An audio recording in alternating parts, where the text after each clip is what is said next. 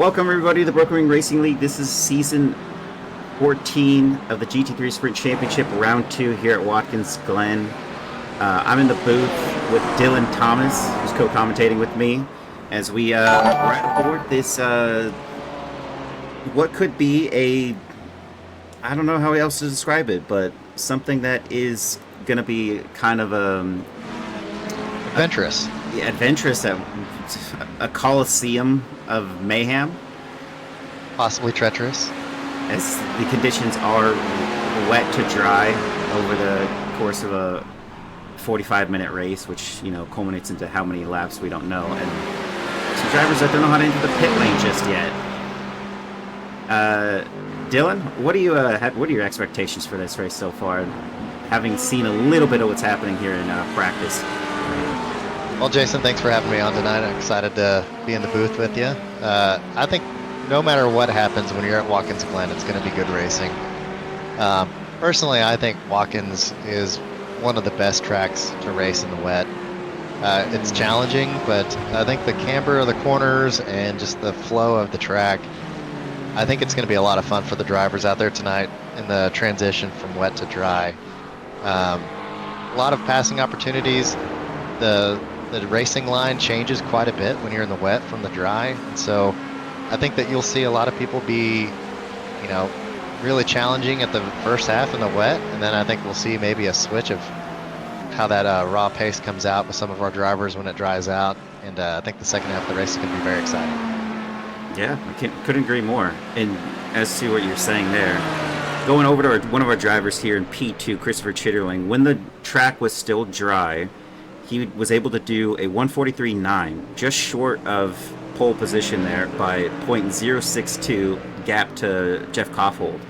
Now, most drivers were in the 144s or the 145s, and then it steeply declined into the 146s, 7s, and 150s, and right after that, almost every other time on the board after P30 is in the 2-minute marks.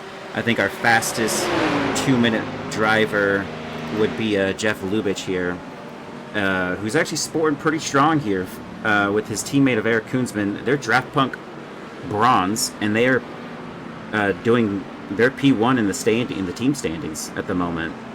So good on them. Yeah, I think that's great. As a Draft Punk driver myself, I'm happy to see those guys do really well in the amateur class. I think they're coming a very long way in their abilities to get around the track, and their racecraft is just getting better and better every week. So this will be a test to it in the rain, and but I think they'll have a strong finish today. Jeff has been doing a lot of work, getting better and better, and Eric is always very, very strong. It's just whether or not he can have the luck to get through a race and avoid some of these incidents that happen when you start in the mid-pack or in the back of the pack. I mean, we have a huge showing out here tonight, Jason. I think it's our second time to max out a grid in a week. Second time for, yes, second this season. We've maxed out round 1 a couple seasons in a row now, but usually participation dies off a little bit. Speaking of drivers, well, a driver that I can't show you anymore, but was there for a second, Rodrigo Theory. That's the Draft Punk Silver, your teammate. You guys are P18 in the team standings. Not a good haul of points on that first round. Were you both there? Well, I think our run at defending our title from last year is probably going to struggle a little bit. Rodrigo wasn't able to make the race last week, and during an LMS race on Tuesday, I was able to break my brake pedal mount bracket, and so I'm out today waiting for some replacement parts to come in, and so I think Rodrigo's just going to go out there and have a good showing for us, and just represent Draft Punk well, and he's a very, very quick driver, especially in the rain, so I think he's going to have a good day. Hopefully he does well through, what is it, turn 10. It's that final, the one we're coming up on right now. I saw myself in practice, this long practice, when it got to the wet, Rodrigo was struggling into turn 10 and was finding the barrier on that outer spot there, so hopefully he doesn't find it here. But going over to Max Poe, who we're on board with, this is Mist Apex Racing. He's there in P2 of the team standings. SimCity Racing 1 is in 3rd. Pax Oceani, Jimmer, Bimmer, Power Hour in 4th. Draft Punk Gold in 5th. Jason's Chicken Shop Janitorial Team overtaking Jason's Chicken Shop for P6. Jason's Chicken Shop's in 7. Darkwing Racing in 8. Prosciutto Punch Racing in 9. Little Lugnuts in 10. SimCity Racing 2 and 11. Caffeine Global Motorsports in 12. Shadowline Racing in 13. Pax Oceani Placeholder in 14. Untitled Team 1 in 15. Pax Oceani, insert name here, in 16. Pit Lane Donuts in 17. Draft Punk Silver, we've already mentioned, they're in 18. Cars Racing, Savage Speeders in 19.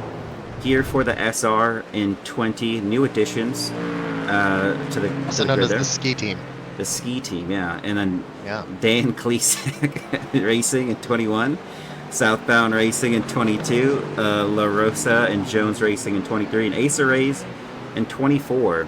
Speaking of Ace Arrays, that was Tom Smith, one of the drivers that is here. I'm not sure his teammate Lars Tiehouse is in. Yes, he's actually out there as well. So Ace Arrays wasn't here for round 1, but they are putting a double driver in the showing, so they will probably no longer be last place after the team standings is set. I know Lars is a great driver, and I know that whole group that runs V's and Rays with our league is it's a great group of guys. They get along really well. Doesn't nearly have the amount of spiciness between the GT3 drivers, but It doesn't mean that they're any less talented. And No. every time they join the grid, it's good to see them. So I'm glad to see more of them on the GT3 side. Yeah, it's nice to see them. It's even funnier enough.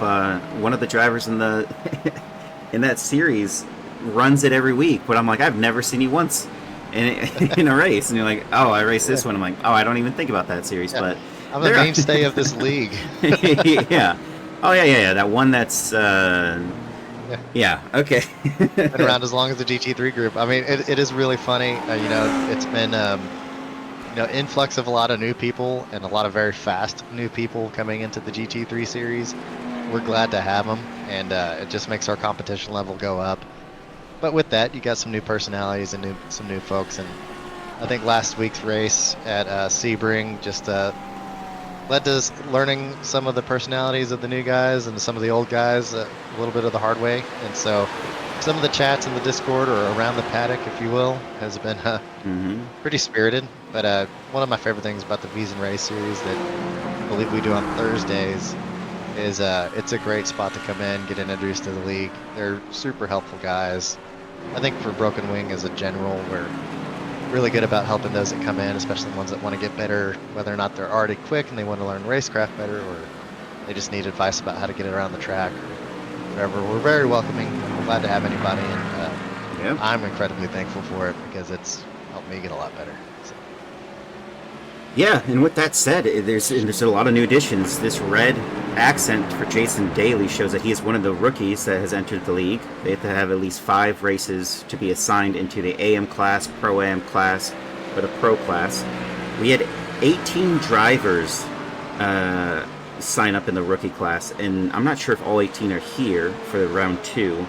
But that is a really good push to see them coming into this. And as far as we have for the AM class, 12 showed up for the first round, and we have over 26 signups in the AM class, 25 signups in the Pro-Am class, but only 16 received points or showed up for that first round. Going over to the Pro class, we have 19 drivers in the Pro series, and there's only 15 that showed up for the first round. First lap safety car bets. That being said, we are not going to be having a first lap safety car triggering. If I recall, that was changed. Maybe was that just in the Broken Wing Le Mans series, or is that in the Sprint series as well? I think the guys that are working on coding. So for those that you don't know, that Broken Wing is working on our own safety car system for road racing. So far, it's a great addition for our league. It sets us apart. But there's some things that we're working out. So I think they're trying to extend the area in which that first safety car will get started, because sometimes the concertina effect in like the first corner or second corner it'll read that some cars are stopped when really they're just slowing down. So I think they're trying to extend that out to where it's like after a certain part of the first lap or a certain amount of time goes by, then that safety car can get generated. That way we're avoiding a safety car being starting up just because people are slowing down for the chicane or something. The first, I think the first lap is going to, I don't even think it's in effect now, but eventually the outcome will be after lap 1.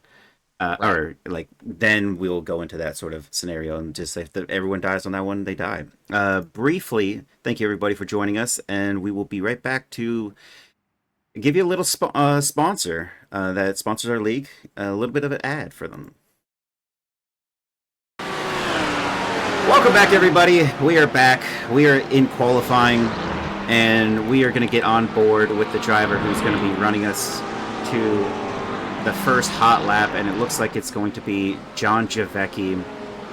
This is round 2 of season 14 of the GT3 Sprint Championship. If you heard someone else in the commentating booth, that is Dillon Thomas, who is joining me because his pedal has been broken in the mounting bracket because he just has strong legs. Thank you for joining me. Yep. Yeah, thank you for that. Appreciate the compliment, and wait for that shipment in soon. I wish I was racing with these guys, but I'm glad to watch and glad to join you in the booth. And you get to see what it's kind of like a little bit, because some people, after the first one or their only one, they're like, "Wow, that's a lot." And like, it can be. I mean, I had to do it by myself. I'm telling you, I had some nerves going into this, probably more nerves than if I were racing right now. So it's a different version, but I think we've got John coming up to his first hot lap.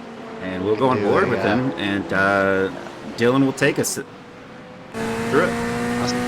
Thanks, Jason. Yeah, as we come to the start-finish line, you want to get a good run out of the exit there, so you have a good up speed going into turn 1. Turn 1 in the wet, it's a little bit different.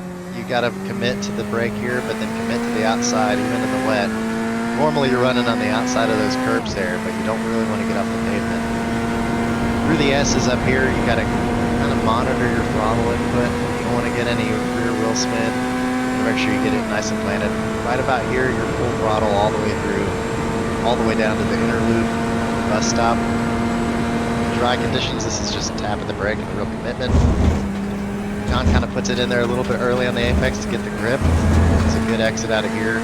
Going into the outer loop, you're trying to get off of the normal racing line so you don't get any wheel spin in the wet. Normally you carry all the way over those curves, he stays on the concrete. This one he stays just inside the normal racing line. He'll probably track out, get his right tires off that rubber line. Right here out of turn 6, there's always a little wiggle when you cross that rubber line. He does a great job, not worrying about that. Enters in a little bit more narrow. That way he's braking not on the rubber line. On the exit here, he's going to really be careful on the throttle to not get any wheel spin there. Now we're coming up into turn 8, the heel.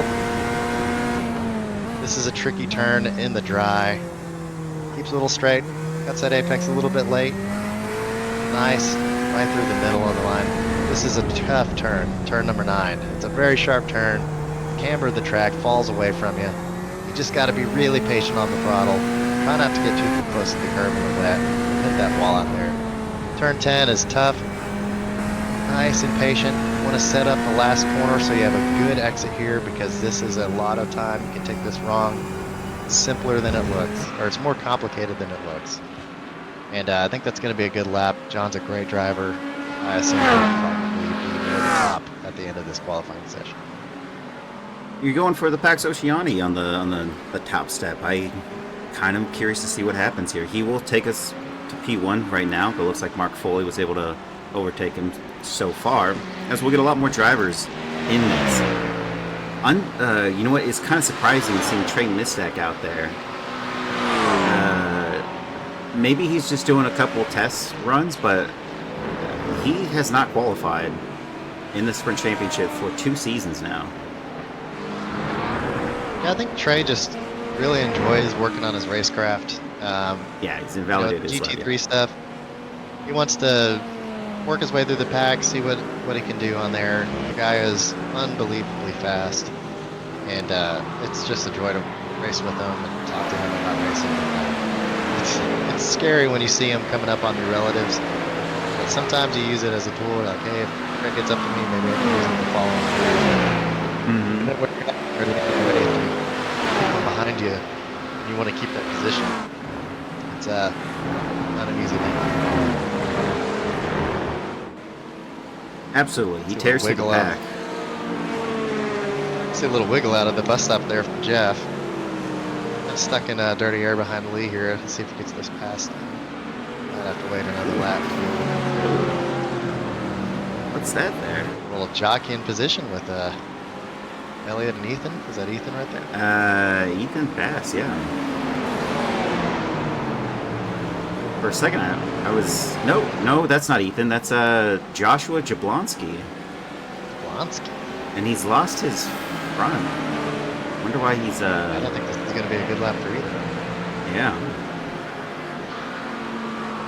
Jablonski is a new driver, one of the rookies, and I don't think he didn't show for round one, so this is going to be his first foray into this open qualifying setup, and I guess we can see he didn't have all the information at hand. Well, I think that one of the great things about Broken Wing is that we run an open qualifying session, and so there's an art to it. And you kind of hope if maybe he had an incident earlier that somebody like that get out of your way, but you got to find your spot on the track, and then just hope you get lucky. It does good stuff for us. Kind of shake up the starting positions. Absolutely. One thing I'm not, I'll still respond to chat if it's productive, but if it's just Justin being himself, I'm not gonna give you an inch there, Justin. So I don't have Twitch chat up, so I think yeah. Well, one thing to note here, Jason M. Allen, who has no accents, he is a rookie in the league, but he's fast. He's top step right now in qualifying with that 156.1.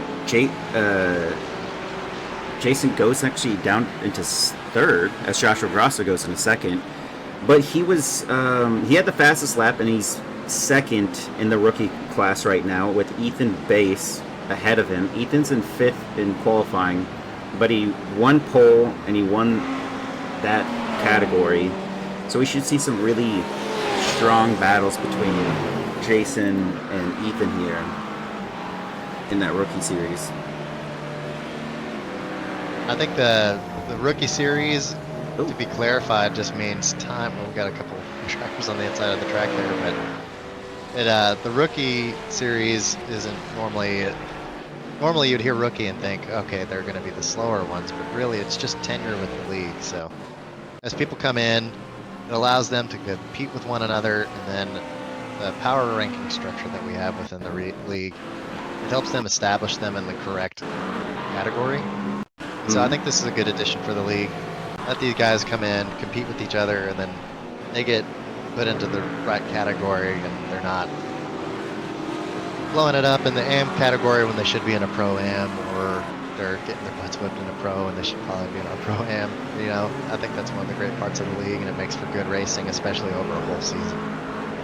Yeah, because you can kind of match up with somebody outside of your I rating. It's closer to your skill level. Whoever came up with this idea is handsome and smart. So one of the things I was going to mention, and why we're on Eric Koonsman, is when we saw the pit lane exit, and you saw Eric was parked and another car was sent sideways. Don't know how that incident occurred, but he actually had he had a black flag from that moment, and then that's why he went in. When I was trying to look at him, he actually exited the pits 3 times and pulled back in, towed twice, and so something might not have been truly right here. Yeah, he is fighting that car, and this is an outlap. Something could be going on. I wonder if maybe he was crossing the exit line on the pit. It's too early and getting a unsafe pit exit. Yeah, it's not Could that be great. A setup issue. Gosh. Maybe he's trying dry tires a little too early. It's possible. Joshua Grosso went to pole position right now. It looks like he's going to get out of his car. Maybe do a change in setup before and still get another one out there. Mustang is great, but not in the rain. A lot of them are going for dry. Yeah, I mean, it is. The rain is gone, and so this is supposed to be pretty sunny. You can see somewhat of a dry line forming. One of the things you want to look at in the GT3s is backsplash, and if there's anything getting, the tires will always send up a little bit of backwash, but when you see the undercarriage, the bodywork in the middle, when that stops kicking it up, that's right about time you could say, well, maybe I can make this work on a dry tire.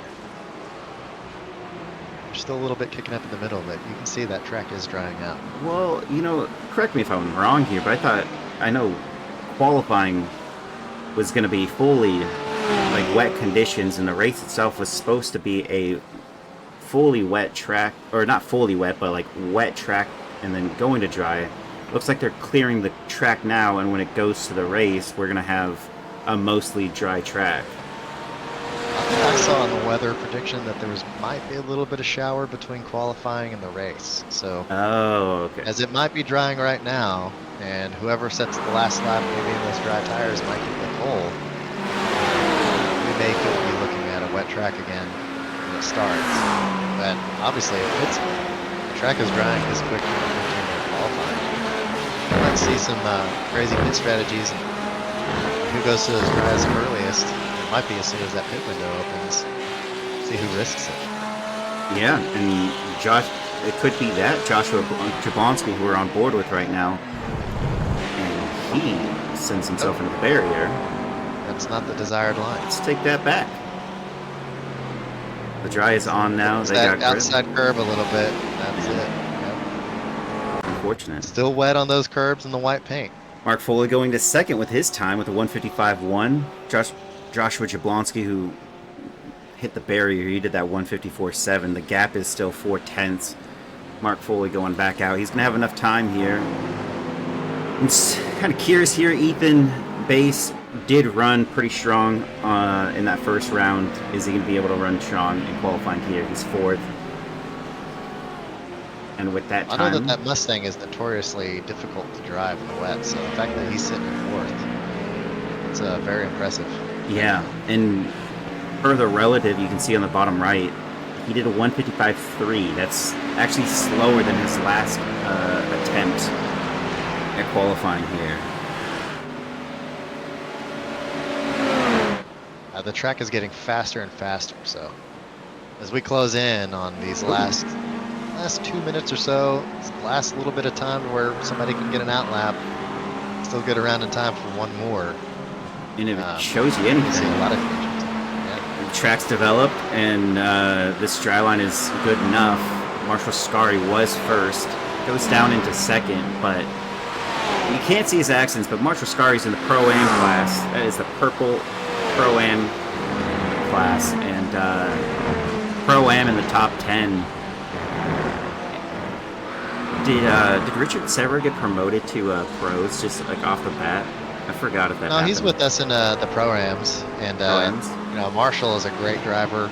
I love racing with Marshall. It scares me a little bit that he's sitting top 3 right now, because normally I'm on pace with him. So yeah, I hope he's not getting too much better too fast while on the way. I love driving with Marshall. He's a very fair racer, very quick racer, and a good guy. And Richard, he was dominating the AM class. I think he was beating me on track while he was in AM still. So yeah, I think that it's going to be an exciting championship for the Pro-Ams. Very competitive. Very competitive, and honestly, this driver is quick. I mean, to second, Peter Flannery down to first. A pro having a Pro-Am in second, a rookie in third, a Pro-Am in fourth, a pro in sixth, as John Javecki goes into first. Alex Zahir. Actually, I'm saying that one wrong. Zare, I think. Zare. Oh, yeah. Zare. Well, this mix of categories and levels of that's the best part about driving a wet track. You never know what's going to happen. Sometimes it's just about feel at that point. You know, you can have these guys that are so skilled at attacking a dry track, but put a little water on that track and then you you just kind of got to fill it out. Your braking zones might change per lap, and it just makes for a fun race. And talk about the amount of concentration it takes. It's pretty tiring. Absolutely. One of the drivers that hasn't set a time on the board is Elliot Burton. This is his only attempt. Maybe not his only attempt. This is his 5th lap. So yeah, his only attempt that will count if this does count. Or if not, he's gonna be he's gonna be sitting right in the back of the pack with Trey Mistack, and they're gonna have to carve out their way. I think he'll be able to get one up there. He was the one that we saw struggling earlier with going side by side. Yeah, that was Jablonski, who's down in the 12th. So it just goes to show you the evolution of the track. It's dry, and people are making really good strides. And it's starting to rain in the boot section. That was a light trickle. That'll be a difference maker for those that are out there trying it on the dries. Yeah. I can see the rain falling now. Oh, yeah.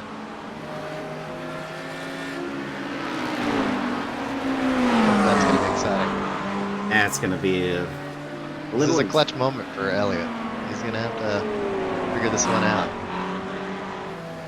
A little bit of a wiggle there on the exit as he comes across the line. Hopefully this is going to be something for him, because qualifying has ended, and he does a 152 and goes into 10th position with Christopher Daniel into 15th. Nicholas Mazza was just behind and goes into 4th. I think you'll see a lot of people just pulling off. Joshua Spears goes into 1st. And we still have someone out there. It is Chris Stewart, who was in 30th. Is this going to count? He goes into 20th. Oh, yeah. There's an improvement. And 6 drivers did not qualify. Trey Mistack, Michael Authen, Eric Koonsman, Mark Miller, David Gauntlet, and Sandro Shirless. And got to go through the grid. You can see who P1 through 15 are on the grid. They're on the left. After that, it's Christopher Daniel in 16, Ethan Bass in 17, John Javecki 18, Blake Sheeta in 19, Chris Stewart in 20, Cohen Gar in 21, Alex Zier in 22, Joshua Jablonski 23, Marshall Scari in 24, Dave Palmer 25, Michael Sharon in 26, Forrest Hall in 27, Anthony V. Jenkins 28, Charles Whedon 29, Wesley Bryce in 30, Scott Weber 31, Michael Thompson 32, Matthew Wyckoff 33, Thomas Photos in 34, Craig Reese 35, Brian Zaborowski Jr. in 36, Gage Yams in 37, Rodrigo Theory in 38, Lars Tyhouse in 39, Tom Smith 40, JD Daniel 41, Cooper McCoy 42, JR Hoops 43, Steve McAllister 44, CW Perrin 45, Philip Keyser in 46, Matt Benson 47, Eric Rodriguez 48, Jeff Lubitsch 49, Jason Daly 50, Craig Carroll 51, Galberto Cruz in 52, new driver, welcome to the league, and Nick Clausen 43, also a new driver, welcome to the league. Lee Winters 54, Trey Mistack 55, Michael Authen 56, Sandra Charlison 57, Eric Koonsman 58, Mark Miller 59, and David Gauntlet is 60. Saw a lot of really quick drivers that didn't quite set a lap that was normal to their pace. So I think that we're going to see some good racing from the mid-pack and up. Yeah, I mean, think of it that way. We had Richard Sever was up into 1st position just on that second to last lap, and then him also, Christopher Daniel, Ethan Bass, Jablonski went to 23, Marshall Scari. There's so many people. Anthony V. Jenkins, I mean, as you stated, there's so many people that are in the upper echelons past 16, past 15, that are extremely quick drivers that are going to definitely find their way to carve through at least what they're dealing with surrounding them. Oh, yeah. Saw Cooper McCoy in I think down in the 50s. I think he's gonna. Yeah, he's insanely 42, fast. He's gonna be working his way up. JD and Daniel. Then we have 2. Also there. Yeah, JD Daniel's down there 51. With them. That's what I noticed. It's gonna be wild for them. I think they're gonna have plenty of opportunities if they can stay clear of some incidents. We got some 2 relatively new names at the front on the front row with Joshua Spears and Jason Allen. We'll see how they race one another, and we'll see how all this kind of gels together. I'm excited. Yeah, it's gonna be a full, and it looks like one driver did not decide to grid with everybody else there in the pit lane. Might be a good move. Who's that in the pit? Who's gonna Um, do a pit start here? I guess we'll know in a second when Yeah. Everybody pulls away. Might be a 4D chess move right there. it Just let could everybody be. else pile up into turn one and It is Trey just take Mistack. that pit exit. Oh. Sneaky, sneaky Trey. He's going for the ultimate move. Oh, yeah.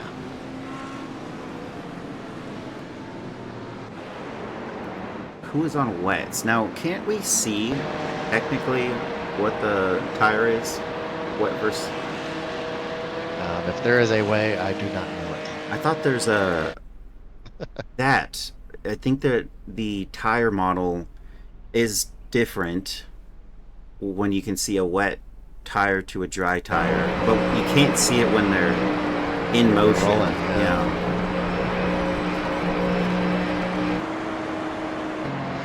I mean, and it's definitely not going to be tread because actually you can. You see that right to the lower right. There's a tread to that tire. I think this person is on wets. Yeah, you could even see it in the ducking as well. I'm pretty sure that person is fully on wets. Going further up, maybe another driver that has that. Colin Gar's not on him. You can kind of see it on the wheel wall there. Yeah, Peter's on wets. Or you think he's on? Don't you see that like that ridge though? Isn't that part of it? Maybe. There's definitely two different walls on the tires. So. Yeah. And it looked like Trey was on the slicks in the pits, which matched that white wall on the outside. Yeah, and this one you can yellow see. Walls as it rained. Yeah, the Joshua has that air duct. You can see he clearly has a little bit of tread, making it just a wet tire. I'm gonna see almost everybody here. Ooh, Christopher Chitterling looks like he has a really smooth tire. Maybe if it gets to. I think we might know in the very first break zone who's on wets and who's on dry. Quite possibly. And maybe it just doesn't show it on different tires. I mean, this is a BMW. We haven't seen a BMW model right now, like, so can't see that inner air duct. You just get this angle of it. All right, well, the pack is heading into what looks like turn 10 here. And we'll hop on board with Jason Allen, who will be the P2, see if he can't put the fight here to Joshua Spears.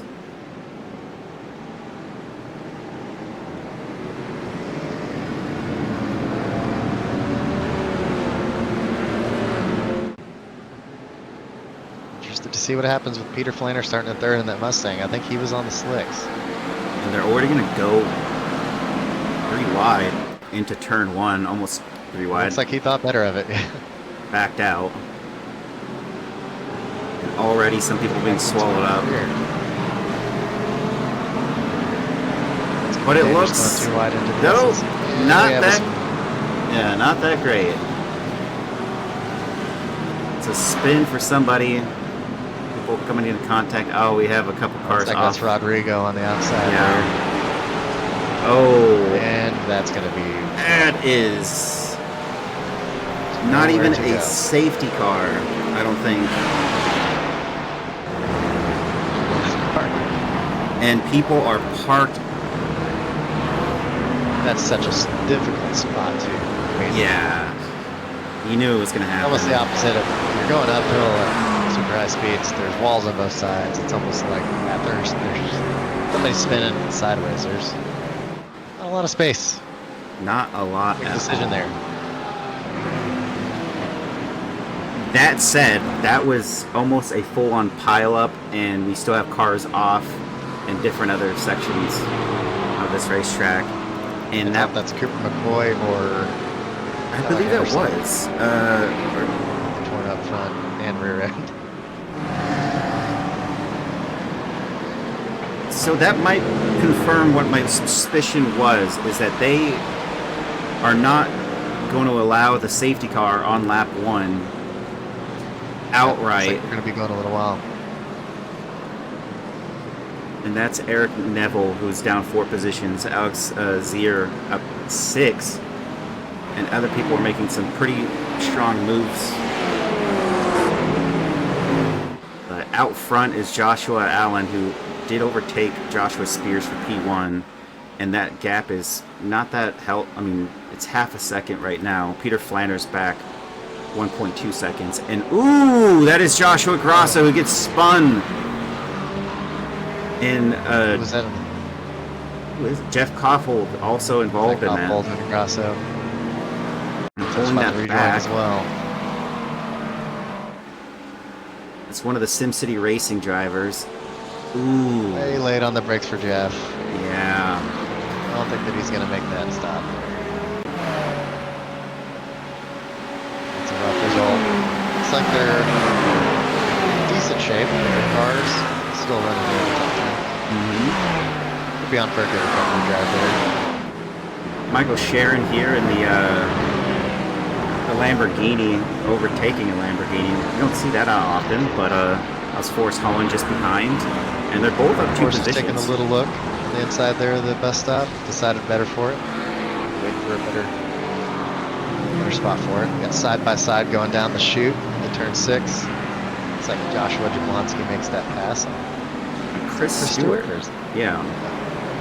That wouldn't have been the driver who was the SimCity Racing driver that was involved in that, but we'll go back over to Joshua Grosso, who's down 9 positions down. John Javecki just got past him, and it didn't look like he had any damage from that incident with Jeff, so let's just not be feeling it sometimes right when you now. get an incident like that, and you're stuck on the side of the track watching cars go by after being spun, it takes a couple laps to get back in the rhythm, and you're feeling the car out. There's no real way for you to tell in the cockpit if you have damage and stuff. So we'll see if Joshua kind of gets back on his horse and works his way back up. Jeff Lubitsch here on the inside of 2 rows side by side. Love to see it. Katie Daniel. Oh, A little blink there. yeah. And the blink served him a little well. slowed on the outside on the curbing. It's Had 2 to take it a positions little gained. easy. Lubitsch makes his way through. He's 15 spots up to the Oh! start, and he dodges a huge wreck there. Holy moly. Add 3 more. There was Scott Weber involved in that. Pulling it back here. He already has a damaged front end. Oh, it is more than that. Oh, that was... And we still have no safety car. I wonder if we are running it.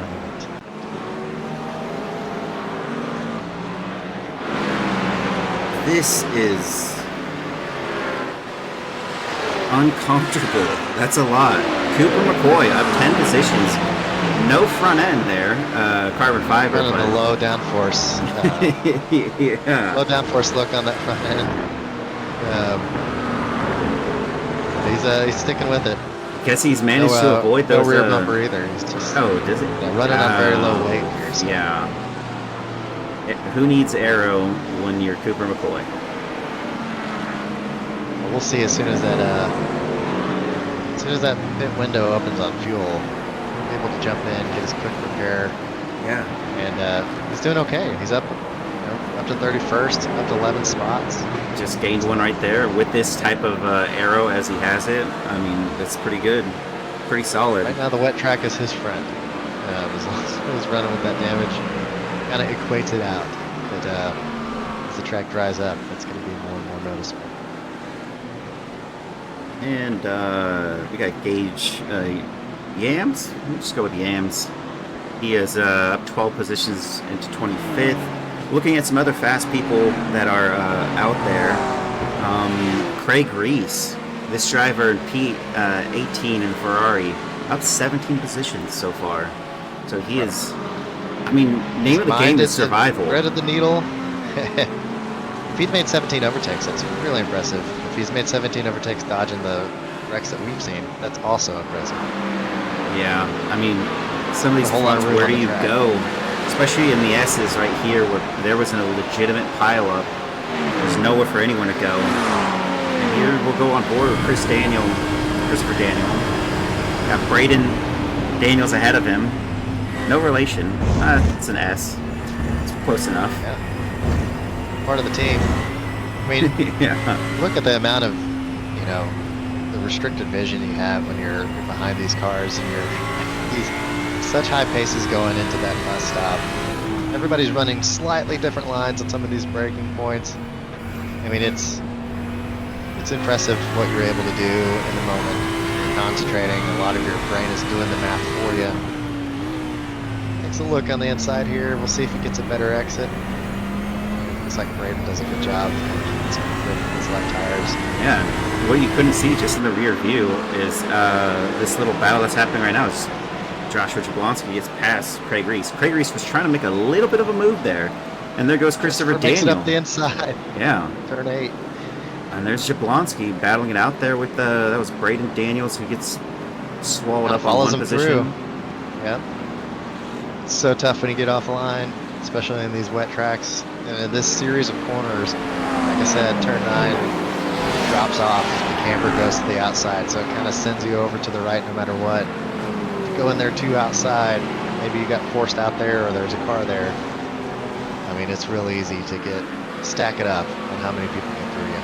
Yeah, I don't know if you saw that, but Chris Stewart was really brave going into turn 10. Stuck it on the inside line, which he backed out at the end of it, but he's getting ever so close. Yeah, very, very close. He's trying to find that margin. I think he's going to have a run here through the S's. We might see something in the bus stop. It's a good draft here. He needs to be mindful of Chitterling behind him. If Stewart throws a move and it's not at the right time, Stewart's got the run in that BMW. He's already side by side. Yeah, well, he was trying to go for that attack. Who's going to back out? I think Chris Chitterling is going to get this one done. It's a smart move. Great pass by Chitterling. Good run. And that happens sometimes. Just like what I was saying, Chris looked at that move in turn 1 and it kind of set him up for a bad series of the S's. Sometimes you got to run that risk reward in your head and say, maybe I could get this pass, but I don't want to get one. Joshua Jablonski goes for that overtake on I believe that chute, turn 6. Yeah, and Elliott Burton flashing his lights. I mean, he didn't. Always curious when some of these drivers, you would be able to tell me, when they're flashing their lights, there's lap traffic letting them all by, which is pretty great to see. Chris Daniels takes a move down the inside line and is trying to go for an overtake on Elliott Burton, but Dillon, briefly, when you see that, or if you were in the rear view, you're looking in your rear view and you see a guy flashing, do you think it's because of a move that was too much, or what would be going through your mind? I think it's really dependent on the situation. You see some guys that as Elliott loses grip there and has to spin. Hopefully he can get that stop before the wall, and he does. Let's see if he gets a good rejoin here. Yeah. Lap will be on 6 of 24. I don't think it's time for him to pit. Sometimes you just jump it in the pit box. But as far as the flashing lights goes, I mean, it depends on the situation. There may have been a blue flag car that was up ahead that he's trying to give a warning to. And sometimes it's a way of just saying, hey, I wasn't a big fan of what you just tried there, or, I mean, it could mean a lot of things. Honestly, personally me, I don't utilize the flash very often unless I'm in multi-class, but you see some guys that use it quite a bit, and I try not to take too much stock in it when I'm looking in the mirror and I see somebody flash their lights. Unless there was a bold move and I made contact with somebody, I know what they're saying. It's probably not very polite in their head, but most of the time I'm looking forward. I'm just seeing where they're positioned. I don't care if their lights are flashing or not. Okay, absolutely. The move is not just done yet. They'll wear their button out. They gotta replace the sticker on it every now and then. Hey, once they introduced that flashing the lights rule, I knew why it was coming out about. There's a couple of people that would utilize it the way you're describing it, and I was like, yeah, you can see that they were using it as a tactic, as like a way Yeah. to like psychologically. I just distract you a little bit. Yeah. It's Matt Benson. I say flash away, man, because if you're thinking, if you're using your brain to press that button instead of drive, probably gonna go quicker. That's mine. It looked like the move was said and done, but it is not just yet. Scott Webber on the outside, Matt Benson on the inside. He's battling for this spot. That's 9 gain for Matt, 8 down for Scott Webber. And you can see in the background these draft punks have been kind of brutalized. Not so much for Eric Koonsman, but Rodrigo Eric's Theory. working his way up. Yeah. Rodriguez obviously had a pretty tough race. Only down 3 positions. You know, if he nails the time to switch over on the, you know, he can still recover from this. But being in 40th for Rodriguez probably the way that he had planned. And there's Jason Daly in 38 in that Mercedes AMG behind. He just gets overtaken by Matt Benson. With Nick Clausen, another rookie, going side by side with him down to the start straight finish. And that's a Red Bull livery. We haven't seen one of those in a long time. Could be dangerous side by side in turn 1 of the Red Bull, but he backs out. Yeah. Matt makes a great move. Looks like he switched to the Acura. He was in the Mustang previously. But look at here, Nick is clawing back out of turn 1, gets a great exit. Might have a decent run, gets a little bit offline over the S's, and so he might be dealing with Jason behind him going into the bus stop. I think you're going to be right here. I think it's now down to this driver on the back straight. What can he do in the bus stop? No. He's going to be patient here. Yep. Backs out. Further up, Colin Garr overtaking Jeff Lubitsch. Also another draft punk that's still got all of his functionality on the arrow. Yeah, Jeff is doing great. Up 20 positions. Possibly could be up to their top in the AM class, I'm not sure. Cooper McCoy looks like he's hanging on pretty well with that damaged car. He's all the way up into 27th, 15 places up. Looks like he's managing well, so that's pretty impressive on his part. Absolutely. And we've only Lose lost a lot 4 of drivers. downforce, throws the balance off that car quite a bit when you lose that front splitter. And then in the wet, you're losing that rear bumper. That could loosen up that rear end, and that might be an advantage until it starts drying out. You might start cooking those tires. Looks like the track is about halfway dry. I think we could see some. I think we're going to see some dry tires soon. I think as soon as that pit window opens, people are going to hop in there and try to get the advantage, get those tires warmed up. Looks like it's Spencer Smith in the Acura and Nick Clausen that kind of got out of the way of from the player in here. Trey Mistak's up 18 positions. That's actually pretty average for him in lap 8, but he's got a little bit of a gap after he passes this driver to get up to Wesley Bryce, who's 2.6 seconds ahead of him. Yeah, it looks like Spence Smith has already taken his pit stop. We're seeing some other cars already taking their pit stop, so we might see them initially a little slower on those dry tires. Except for these parts in the straights where they're just going to have an advantage on the speed. Ooh. I think we're about to see a lot of changes. This is actually slightly new, but I want to show you this. Trey might make this overtake happen slightly, but let's look at this one real quick. You see that right there? Whatever happened, Craig got a black flag for that. I got a black flag for that entrance. That entry, yeah. Did he cross the line earlier? And then not only that, Race the line? Jeff also got a black flag entering the pits. But he looked like he was really fast. Yeah. So we got 2 black flags. That's going to hurt. And that's definitely going to hurt them. We got Michael Thompson. Oh, that's unfortunate. I think he just disconnected. Yeah. That one was odd. You know, another one came up to be. Max Poe entering the pits. This is too quick. He looks like he's too quick. Oh, he looks very fast. Yeah, that's a black flag. Yep, looks like he was expecting that white line to be the entry and maybe didn't see the cones in time. And now we have some drivers changing. Yeah, It is. It definitely is. But do you actually? That was what I was going to ask you earlier. With Trey Mistack being where he's at, do you think that he fitted those dry tires? We have a slight idea of. He started on the dries. I think you're right. We had that. This tire. It's harder to see on his, but You can kind of see it's got that white wall Michelin logo. versus the Rain wet. tires look like they had the yellow. I don't know if that's a true thing or not. But it'd be nice if it were. Yeah. Well, is anyone in the chat that knows if someone's on the dry or still on the wet? We can at least try to confirm that. I'm almost positive that there is a full difference to those cars. Actually, you know what? Here we go. Do you see that white? And then there's the yellow, and they're coming in right now. Mark Foley is in the yellow. Peter Flanner in that white. Joshua Spears in the yellow. If this was any indication, he had wets on. That's the wet tread. That doesn't make a difference. Maybe it's just by brand. It's Maybe. maybe a visual cue. Mark Foley, Nice throwing the slicks on. the Pirelli. Yeah, he had the Pirelli. So there's just different brands for different cars. I guess.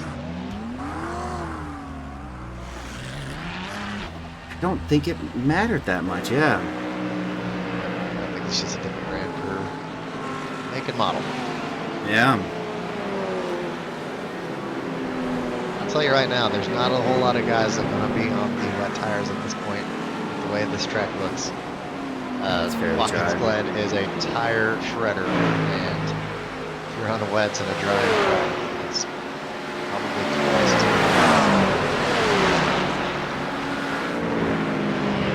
There'd be no bueno, as a lot of these drivers have pit. We have a few that haven't. Matt Benson hasn't. Trey Mistack, Forrest Holland. These three are all together. They have not pit at all. The drivers from P1 through 12 have not pit. Jason M. Allen, briefly shown, he was kind of all by himself. He did pit. He's the first one, and he was P1. So we'll see where P1 ends up after. Going around the outside. Holy moly, if he gets that to stick, this would be great. He's still going to be on the outside. They're still side by side. He should have the advantage if that track is dry on the outside. It's a little faster on the exit. Unless Matt can kind of cut off that apex. And he does a good job. He's going to put it around the outside here again. Maybe look at the undercut. The back cut here. Might have a run.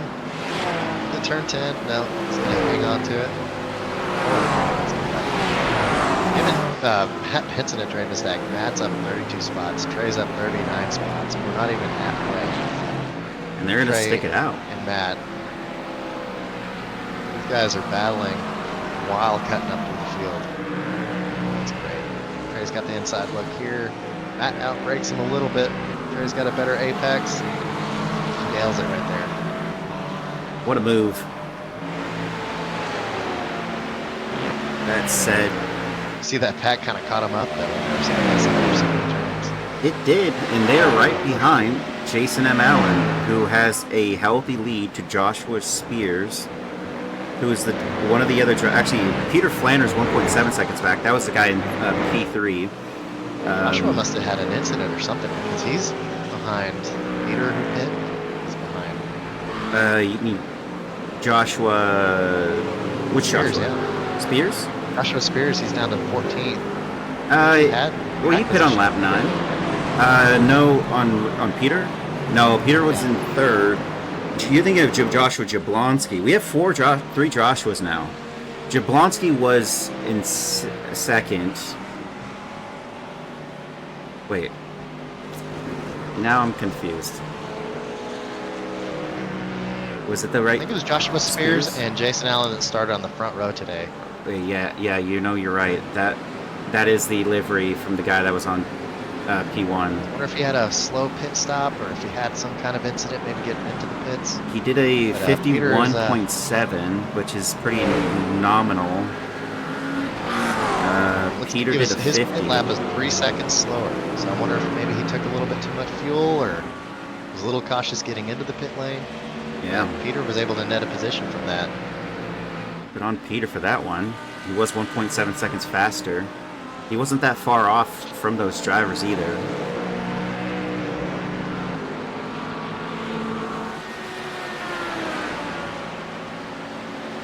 I'll go over to Mark Foley here. We might have a move here on Tyler Anderson. Drivers here. Because they're all pretty strong drivers. Tyler, Mark, Spencer, Eric. And they're all posting similar lap times. 147s. He's rocking the pickle look for the Jason's Chicken Shop. Looking good. Yes.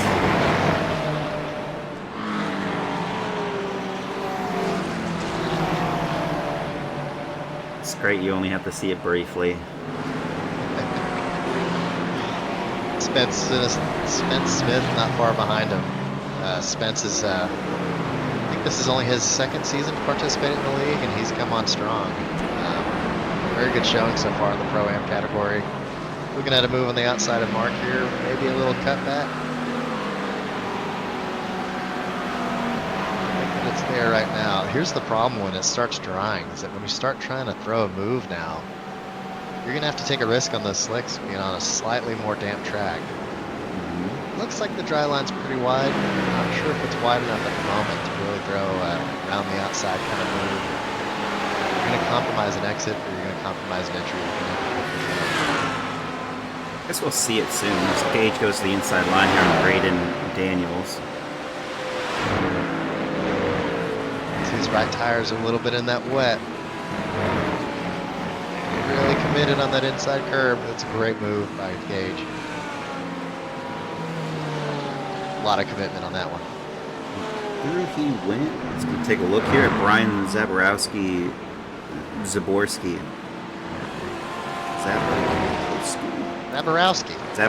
I'm just thinking I'm saying it right or not. I can't. He had a pit on lap 1. More than likely, he was involved in one of these incidents that we didn't take a closer look at. I mean, what would there to be even review? It was chaos. That's all it was. Michael Othen up 12 positions. He's in that back of 3 here. Got Eric Koonsman on the inside line. And Koonsman up. Or Michael Thompson, it's a rookie driver that just joined. Not even sure if he was in the first race. I've seen Michael Thompson's name before. He was in the first 26 race. others. He was in others, Darkwing Racing, and he finished 10th out of the rookies. 229 points. Pretty fair game there. Still, good showing on your first effort. Yeah. I remember my first couple races in the league. I was just happy to score a point. Oh yeah, back in the day, it was 1 through 15 or 1 through 20. Yeah. And that was it. And we'd run those full grids of I don't even know if it was full, but like 40-ish plus people that would join those F4 races. Or was it F3? Yeah. It was F4. But those were. Started with an F4. I think it was an F4 car. I think it was the notorious part category of the BWRL war. Yeah, that was a full-on melee. I remember the first race I did, I was just so frightened. And you were just seeing all the death surrounding you. You just survived it, and you finished in a very decent position. I'll tell you right now, Mark Foley is looking in his mirror right now, and seeing these two guys trying to fight.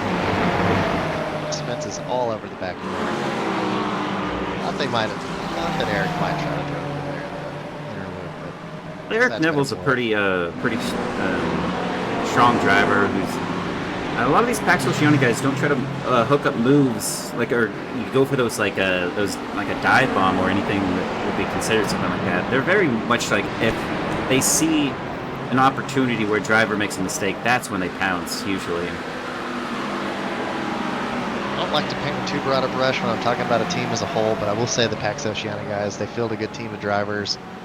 And as far as the front runners go, they're very aggressive but fair. And I've had a lot of fun driving with them. Obviously, when you're driving in the mid-pack, 14th or 15th, trying to go out for a Pro-Am win, you know, you're going to have some elbows out moments. And I've had my runners with them both ways. And it's just fun, especially when you start to learn a driver, learn their habits. You know, as we kind of figure each other out, that's the beauty of league racing. You kind of know these guys, and you get to try to solve a puzzle. You know, one week, like, I just don't know how to beat this guy, and then you figure out a trait that they have, try something, and it works. That's what's really, really fun. Yeah. Really close moment for Spence right there with Lee Winders as a blue flag there. Really good job of avoiding a catastrophic incident. But talk about a win That's for gonna compromise. yeah, but for Mark Foley here, he's 1.1 seconds ahead. He gained the most out of that blue flag scenario. Great timing for Mark. Yeah. Sometimes that's just the luck of the draw. It's like Spence is throwing a really good fence. Oh! And that's how it goes sometimes. Yeah, missed Apex Racing. That is a team name he's probably regretting at this moment right now. Not that he missed it, Well, just didn't survive it. that bus stop, it's, I mean, out of all the corners here at Watkins, especially as we're drying out now, I mean, the bus stop is where you can gain the most time, lose the most time. Maybe seconded by turn one. Maybe some people might think turn one's more effective, but if you get it wrong, let's just say the bus stop giveth and the bus stop taketh away. I can recall my first endurance race. I never done endurance racing, but my friends, it was, you know, those short ones, the 2 hour 40-minute ones. One of my friends told me, don't worry about it, just get in the Ferrari, just do your practice laps, it'll be fine. He registered us, and I was not prepared. First lap out after his stint in the bus stop, I miss my braking point and I fly right into the I hit the curb and go fly right into the wall to the right. It's the most depressing moment. But then on the other side of the coin, if you don't take the curbing, you're gonna get murdered by the car behind you that's on way better pace. So. Yeah, I mean, Yeah, I didn't kill anyone else. Feel it out. It was all on my own, but I understand how much it sucks when you do hit the barrier on that right side at the bus stop. It's happened to me. Not much you can do too once you start losing it after that first one. Just a long amount of curving on that second. Absolutely. You're gonna go flying. Car's super light, get a little bounce in it. Shocks are doing their best to put the rubber back on the track, but gotta be really careful to not over anticipate, maybe overcorrect a little bit while you're in the air, essentially. Now, yeah, and going back, I guess I missed it, but Joshua Jablonski pit on lap 14. We're on lap 16 now. Gonna be 17. He stayed ahead in P1, so Jason M. Allen, who was leading this race, is now down 2 positions. What a scenario. Joshua Jablonski's up 22 positions. Incredible. And he's P1. I think that's just... And the guy... At the crossover point. Yeah, and the guy who is leading... They started on pole is in 8th. The guy who beat him on lap 1 is in 4th. And we have drivers of Chris Chitterling in 2nd, who was up 6 positions, and Ethan Bass up 14 positions. The pace of these guys must have been so extraordinary when they switched to the drive. Well, you can make up a second a lap if you're just that much better in the rain in a pack, or you make that decision to go to dries. That's gonna made the overtake stick mostly. Still gonna have to hold on to here. His rears are gonna be mad at him, and he does a good job. Ooh, that was close. Yeah, that was the battle for P2 almost ended. And look at that. That's going to help out Joshua Jablonski. Yeah, it's going to be a strong battle here, but that was Michael Sharon that they just passed. I thought that was actually legitimate. No, that's just a blue flag. But that reels in Jason Allen into this fight that previously he was a little bit further out on. Now, where's Peter Flanagan? I don't know what happened. He was running up ahead of Jason. He's down in the 22nd. 21st. 21st, yes, you're right. 21st. If he must All right. have had it. Take a look here. Let's pull back the old curtain. Let's see what happened. I'll go find. There's Peter Flanner on lap 15. Oh. Oh. Not good. You got to hold your brakes there in the white Porsche. Yeah. It's no good. That is what happened. And if we go to cockpit, the car not so straight. That is very unfortunate for Peter, and it's not what you want to see. You're It's on not the what track you see. in a bad spot. You got to hold those brakes. Yep. El Poppy Grande 94, thank you for the tier 1 sub. Lucky Ducky X for the subprime. And Jacob Simmons tier 1 for 4 months. Where's Dan Gleasack? He is in P20, exiting the pits. He's up 35 positions. There's your Dan Gleasack right there, racing. His teammate, a no-show once again. Can't rely on anyone these days, especially people named Justin.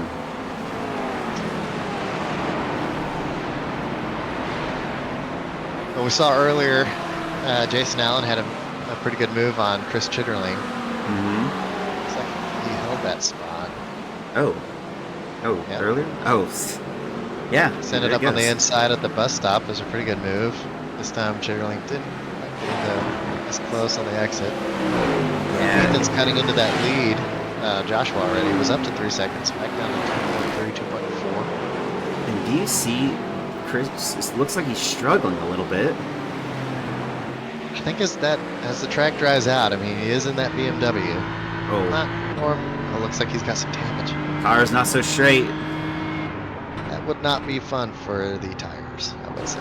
No, it looks like he's going to get swallowed up here soon. Christopher Daniels only 2.1 seconds back. He's got a significant amount of laps left to go. I don't think Christopher Daniels having an issue with his driving. He rarely does. He's a very quick driver. That's so sure.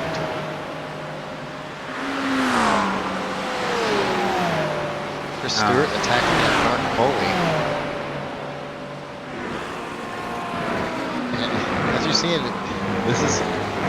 this is a struggle for drivers. I mean, as that track changes, you have to shift your mentality. You have to change your braking zones, and you might have practiced in one way, and you can practice it over and over again. But when you're in a race situation, changing that rhythm that you get when you're on the wet track, a dry track where you can push a little harder.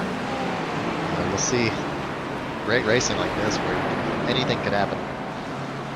Mark's extremely fast. Chris is attacking up forward. Having a great recovery from his starting position.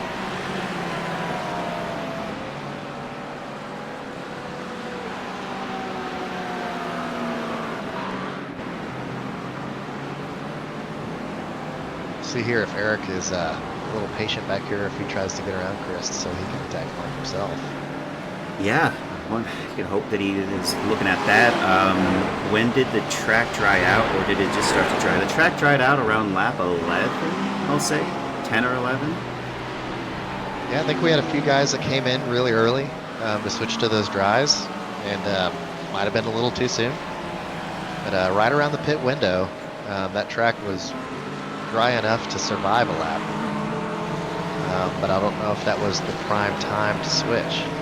So you can see the sun is out, so that track is just going to dry faster and faster. Yeah, and we could even do a little bit of a show to see how this worked. Yep, Gage Yams on up 29 positions. He pit on lap 14. His pit window was a 42.1. That is a significant margin to driver ahead of him, Joshua Spears, who's in 7th. He's battling him for a position. That is a driver who started this race in pole position, and he pit on lap 9. So going to drives on lap 9 didn't work out for him, and he also pit for 51.7 seconds. That's a big margin of gap now as Gage has passed him. It doesn't look like it worked out well pitting early, although Tyler Anderson's an exception. He pit on lap 8. It was a 52.1. He's up 1 position before he started. And looks like all these other front runners, pit on lap 15, 41 second there. Chris Chitterling on lap 15. I don't think it really worked out here for this for the drivers that pit early. You're saying no, I don't think so. 10 or 11 when the drives? Yeah, and the other thing is Jason Allen going to have enough fuel to the end? He did a 49.5, whereas other drivers were doing 51, 52s. So you might be right on the margin of error. Be close. Very close. This overcut by Ethan Bass in P2 with 15 gained. 41.3 seconds on his. Joshua Jablonski up 22. 42.3.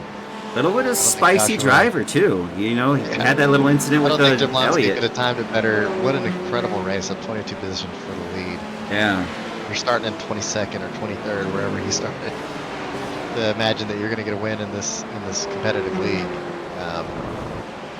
it's incredible. It's a great drive so far. Mm-hmm. So far, he's maintaining about 2.3 seconds to Ethan. It's a good margin. It's Craig Reese up 10. He's got Matthew Wyckoff ahead of him.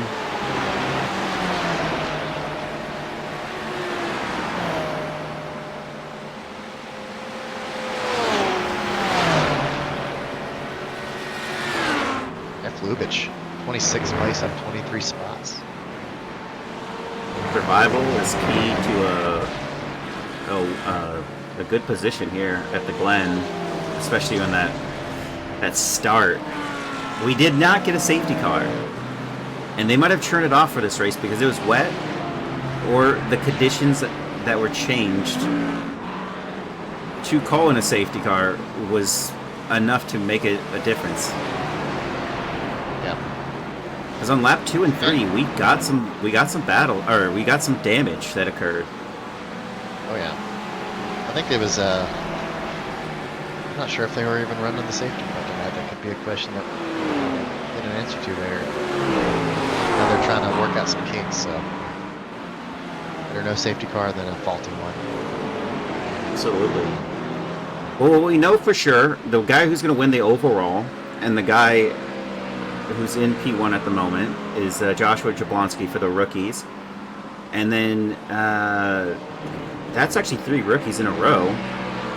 P1, 2, and 3. Chris Chitterling is in the pro class, so no gain for him. Tyler Anderson's pro. Going to have to hold off Christopher Daniel with an Olympic car. Yeah, this battle is going to be heating up. 5 laps to go. But who is the Pro-Am that's out there in contention for a good spot for them? I think it might be Marshall. Marshall Scary, yeah. Marshall Scary is going to be that Pro-Am that is going to inherit the win. Nicholas Mazza is a pro. He's behind him, but that is a pro driver he's facing. John Trevecchi is also there. Closest Pro-Am is Saavedra. Yeah. And then and Marshall looked great in the practice session. And then Charles Whedon. Braden Stat is who are our AM class then? Dave Palmer. Dave Palmer's got it at the moment. And you can see the closest one to him is Jeff Lubitsch there, who just made a move on Alex 2.5 Zier. seconds behind, yeah. He's pushing. He is pushing. Commentator's curse, RIP top 3. If you know, you know. Rookies, all 3 rookies in the top 3. They are going to... This will be a first. It's also a first that we've had rookies as its own classification, but to have a all-rookie lockout on the top 3 just goes to show you the competitive drivers that are joining the league. And some of our pros that I would say just did not, as you could probably say this as well, didn't really hold out qualifying the strongest they could have. Yeah, I mean, it's difficult now that we're getting 60-car grids with that open qualifying, finding a good slot, especially in the wet, where the pace difference is going to be that much bigger. That's what's great about rain racing. Sometimes it's, if you're one of the guys that out-qualified your normal pace, it's great. And then when you're one of the guys that is normally in the front, you get into a bad slot behind somebody. That's what open qualifying is all about. It's just sometimes it's the luck of the draw. You got to get a little bit of luck and add your skill to it. Yeah, and Tyler Anderson was ahead of Christopher Daniel, wasn't he? No, I don't think he was ever ahead of him. Weren't you saying that happened? Oh no, Dave Palmer. It was leading the AMs to a victory. Who was that? I'm not sure. I have to hit the replay on that. Looks like Dave 121. Maybe 24? A little too far to the inside there. Yeah. Maybe got out of sight. Maybe a little bit of an aggressive turn towards the apex from the car on the outside. Oh, 3 laps to go. It's no good at all for Mark It's Foley. no good. Holds his brakes though. He was rolling. And another one, Jeff Lubitsch was the driver who was going to inherit the AM class win, and he spun. Looks like no damage there. No damage. Ahead of Dave Palmer. He's going in the pit stop. Did he toasted his tires or what? I don't know, but it looks like that's good. Oh, you know what? Another new incident occurred. Oh, man, what is this one? Craig Carroll black flags himself exiting the pits. No. All right, and here we go. Eric Neville, oh, lost the rear. Those tires are getting hot. And this is where you're going to see Watkins Glen strikes again. Get those tires up. Get a little bit used to, a little bit overconfident on some of these brake zones as the track dries out. It's John Trebecki overtakes him, but you can see that. That's the new and old livery of the Pax Oceani there. Yep. Going over to Tyler Anderson, he's in 5th, inherited a position. He's giving Christopher Daniel a run for his money in turn 1 here. Gonna look for a good exit. Maybe get the draft here. Does he get a look going into the bus stop? Really close. He's gonna look for the outside. To the inside on the second apex. Look like they almost touched, or they did touch. A little bit of a touch, a little bit of bump, a little bit of rub. Rubbing his racing. Oh! And without having to... Oh, I don't even think he's conceding it. You get it around the outside. That's a great move by Tyler. What a save for Christopher Daniel, though. He was able to keep it. Very good save. Well, did everything he could to hold it out on the side by side through there. Maybe caught a little bit of the marbles on the outside. Maybe got a little bit unsettled on the first initial curbing and just couldn't get that rotation and hold it. But good job of avoiding a collision. That's good side by side racing. It is the final lap, and we have P1, 2, and 3 in a full-on battle to the end. They are closed in. And whatever moves they're trying to make happen are all said and done here. as they come up to the final corner. It might not be all said and done as Ethan Bass takes it on the end. He's gonna have a run. Oh! And Joshua Jablonski loses 2 positions. It is And never he's said getting and done, swamped. Jason. What a move by Ethan. Oh my gosh! Keeps momentum on the outside there. Maybe unsettled. Jablonski. That is Holy crazy. As they come across the line, it's all but assured for those drivers. Chris Stewart has Joshua Gross on his back there, and no change there in the order. Nicholas Maz is gonna have a drama-free ending there. Richard Severa has actually is the Pro-Am that's gonna take the Pro-Am title there over Marshall Scary. Oh, that's unfortunate for Marshall. Peter Flanner crossing the line. Eric Neville crossing the line. Trey Marshall run Misak. out of fuel there? He's committed. He got out. Okay. He's across the line. Braden Daniels to the end with Cooper McCoy, and it's going to go to Braden over Cooper there across that line. Jeff Koffel across John Javecki over Matthew Wyckoff. The battle is over there. I definitely commentator curse that ending right there. It's Mark Foley in 25th. Dave Palmer. Is he ahead of Jeff Lubitsch? He was able to limp this home, yeah. Yeah, he is ahead. With that damage and get the AM win, I believe. We'll have to double check. That is going to be the case. Forrest Holland is the next one in line. And Rodrigo Theory further back. Matt Benson. Recovered by Rodrigo up there. Yeah. And I'm not sure what it was. Maybe he didn't have enough fuel, but Jeff Lubitsch had to pit on lap 23. Maybe. One of the last drivers in this grouping. And then there's Max Poe. Will be the last. Price for Max down 18 spots. That's one he's going to want to forget. Absolutely. I think he's the last driver. Nope, we still have CW Pair. Got a little bit ways to go. And talk about absolute elation for Ethan Bass and absolute heartbreak Yeah. for Joshua Jablonski. Losing 2 positions, going from first to third. That is. That's tough. I wonder if I'd like to watch that again. I wonder if he just tried to throw a defensive move and just maybe lost a little bit of grip or just didn't expect the amount of speed to be carried by Ethan on the exit there. What a finish. You don't see too many moves in the last 2 corners. No, you don't. Glen. Nothing like that, that's for sure. That is truly unique. And here's CW Pair finishing it out for us. And we'll hit the results. And this is kind of a new thing because it's all rookies that finished. I don't think they were told of any post-race celebrations that they have with all of us. You can see who P1 through 15 is, and then further back, I'm just going to scroll slightly. Dillon, any reflection on that race there? It started wet. We saw almost, I believe everyone was probably on the wets. Our only tire analysis was they're different. Well, Different brands.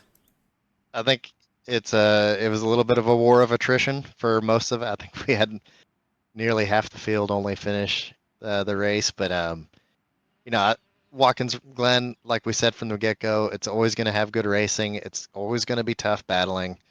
You add in the wet, you add in the strategy, and I mean, you saw incredible recoveries, pushes to the front, incredible losses, people that started up early and had a tough time. So, I mean, I thought it was awesome. I thought that was a great race. I don't think it gets any better than Watkins Glen. I have to kind of eat my hat on that one because I used to say I don't really love it, and then I actually learned how to drive the track, and it's truly a gem. It always makes for a good show.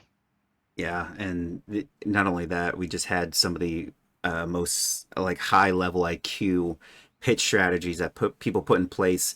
You know, people that usually conservative pit early, that way it's over. And then the guys that were super aggressive and went on on lap 14 and 15, those were the drivers that actually got the most amount of positions gained after everything was said and done. I'm not sure if it was the traffic that was involved with it, but in the chat somebody said Josh ran out of fuel right there at the end. And that makes sense. And we actually got somebody. So here we go. Even Bass, is it Bass? Congratulations. Yes, it's Bass, and thank you Bass. very much. I love Watkins, Glen. Yeah, quickly. So we found out Joshua ran out of a fuel there on that on the turn 10 and 11. You Mm. got that position overtake that we usually don't see. Dillon was saying you don't usually see that happen there, but that must have been nothing but elation for you, having carved your way to make that move happen. I mean, you finished with 16 positions gained. How does that happen? That happens because the weather decided to not rain, so I'm like, okay, I'll take the slicks. Oh, so you went That's on the incredible. slicks the entire time. I went and started the race on the dry tires, yeah, because I did a couple of early laps in practice where it was not raining, but wet, and the slicks weren't dreadful, but I learned the crossover point, and given the race had 0 rain forecasted, it was it was the right choice to go on slicks. There was a couple of people, I think a BMW and uh, the and Joshua, who were also on slicks at the beginning of that race, and actually got past me because I couldn't quite Oh. hold a candle to them in the early stages on higher fuel loads. But once it burned off and we got to the pit stop and the session said it was declared dry, it was game on. Sure. Wow. I mean, it looked like an Fascinating. incredible race. Did you have any particular moments in the opening parts of the race that you thought, well, maybe I should have just waited for the pit window to switch, or did you feel confident from the get-go? I think so long as I'd got through the S's unscathed, I think I was pretty okay. I had a slight moment with somebody into the bus stop. It wasn't stopping. I hit the brakes. I was like, oh no, I'm gonna kill somebody. But thankfully, only just had a glancing blow with somebody, and we survived. And then it was just a case of just keep it on the black stuff. Wow, that's fantastic to Well, hear. Dylan, you had something else to say? congratulations on your win, Ethan, and welcome to the league. You've had some strong showing since you come over, so we're glad to have you. See the competition level go a little higher, and I hope that you're enjoying your time with us at Broken Wing. You have anything that you you want to say about your experience here in the league so far?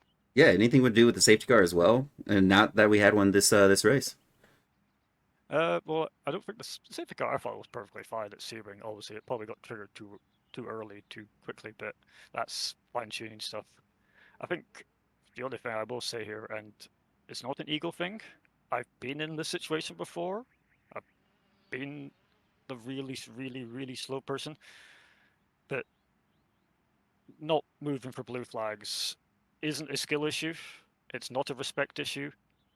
It's just a thing you learn to do better. And not gonna call anybody out here. Hmm. Blue Yeah. flags need to be respected. That's just what I'm gonna say. Yeah, and Well, as we have rules in place for those, and anybody it's always a report system involved if something was super egregious. But yeah, I mean that said, everything else seems to be working out for you. You are pretty quick, and you had a great strategy. It was fantastic to see you take that overall win, and then the rookie win. And I'm almost positive on this one, but you're going to be going to the pro group once they sort you out after 5 races. Yeah, I'm not completely adverse to certain series having a ranking system, especially when you're brand new. I used to race an older league on an older sim where you always did your first season in AM regardless, and then you got moved up. So I can yep. understand. I mean, I have the pro decals on it just because, not to toot my own horn, but I've done It's other probably gonna series happen. before, It's and safe it to Yeah, makes yeah, sense to put the pro yeah, decals on. yeah, Well, great I'm job, also Ethan. well versed on GT3 racer and iRacing, and thankfully I have what is my second favorite GT3 because I ran the old GT all the way from 2021 until its retirement, and I love that thing. That's great. Well, welcome to the league, Ethan. Great job. Congratulations on your win. I hope you have a great night and celebrate. yeah. Thank you. Absolutely. Echo the same sentiments. Thanks for joining us. Thank you. It's a good thing to do on a Sunday night. Sure. Absolutely.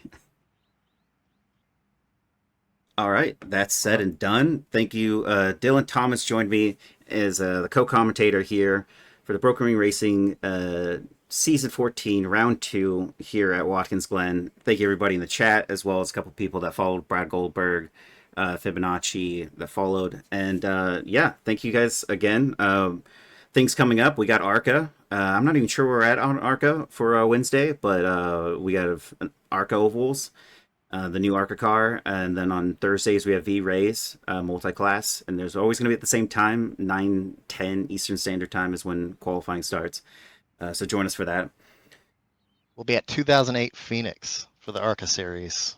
It's a fun one. That'll be a good race. It'll be a very good race, and I think Come join us. yeah. And next week is when the Le Mans series kicks back off again. Yep. Yeah, We'll have Le Mans series next Tuesday, and GTPs, LMP2s, and GT3s all going around the track.